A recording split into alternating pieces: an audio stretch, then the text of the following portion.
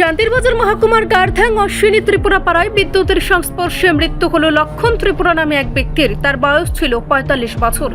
ঘটনার বিবরণে জানা যায়, মঙ্গলবার বিদ্যুতের তারে স্পর্শ করলে মাটিতে লুটিয়ে পড়েন লক্ষণ ত্রিপুরা।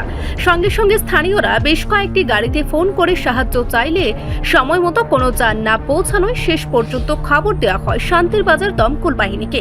পরিবারের অভিযোগ, প্রায় ৩০ মিনিট পর দমকল বাহিনী ঘটনাস্থলে পৌঁছায়, ফলে সময় মতো চিকিৎসা পরিষেবা না পেয়ে প্রাণ হারান লক্ষণ ত্রিপুরা। মৃতের পরিবার অভিযোগ তুলেছে, এলাকার যাতায়াতের রাস্তার করুণ অবস্থায় এই মৃত্যুর জন্য দায়ী। তারা জানান, মাত্র একটি সরজমির রাস্তা দিয়ে এই গ্রামে যাতায়াত করতে হয়, গাড়ি প্রবেশ করতে পারে না। বিশেষত বর্ষাকালে মানুষের ভোগান্তি চরমে ওঠে। বহুবার স্থানীয় নেতৃত্ব, প্রধান ও মেম্বারদের জানানো হলেও রাস্তা সংস্কারের কোনো উদ্যোগ নেওয়া হয়নি। এই গ্রামে ৫টি পরিবারের মোট ২০ জন ভোটার বসবাস করে। অভিযোগ, ভোট এলেই রাজনৈতিক নেতারা এলাকায় আসেন, অন্য সময় তাদের দেখা মেলে না। মৃতের পরিবার আক্ষেপ করে বলছে, সঠিক সময়ে রাস্তা তৈরি হলে বা দমকল বাহিনী দ্রুত পৌঁছালে লক্ষণ ত্রিপুরার মৃত্যু এড়ানো যেত। লক্ষণ ত্রিপুরার মৃত্যুতে শোকের ছায়া নেমে এসেছে সমগ্র এলাকায়। ৩ সন্তান হারালো বাবাকে, আরেক গৃহবধূ হারালেন স্বামীকে। মঙ্গলবার শান্তিরবাজার জেলা হাসপাতাল থেকে ময়নাতদন্তের জন্য মৃতদেহ পরিবারের হাতে তুলে দেওয়া হয়।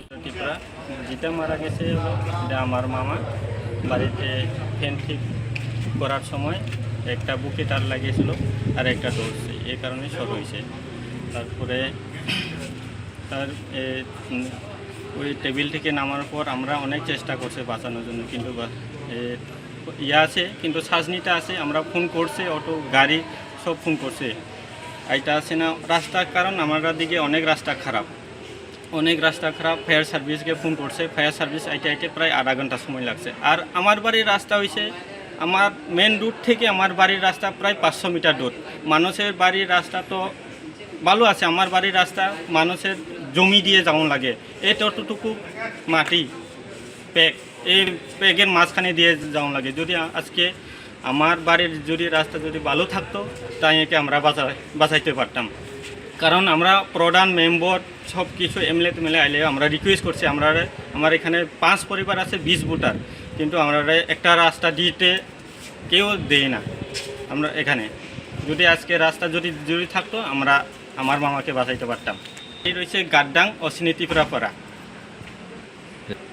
প্রধান মেম্বারগুলারে কইছে, আগে সময় এমএলএ আওয়ানোর সময় আমরা এমএলএ কাছে কইছে আমরা কিছু দাবি নাই, আমরা একটা রোড বানাই যে আমরা এখানে 5 পরিবার 20 ভোটার আছে একটা রাস্তা দেওয়ার জন্য, কিন্তু আমরা দিছে না।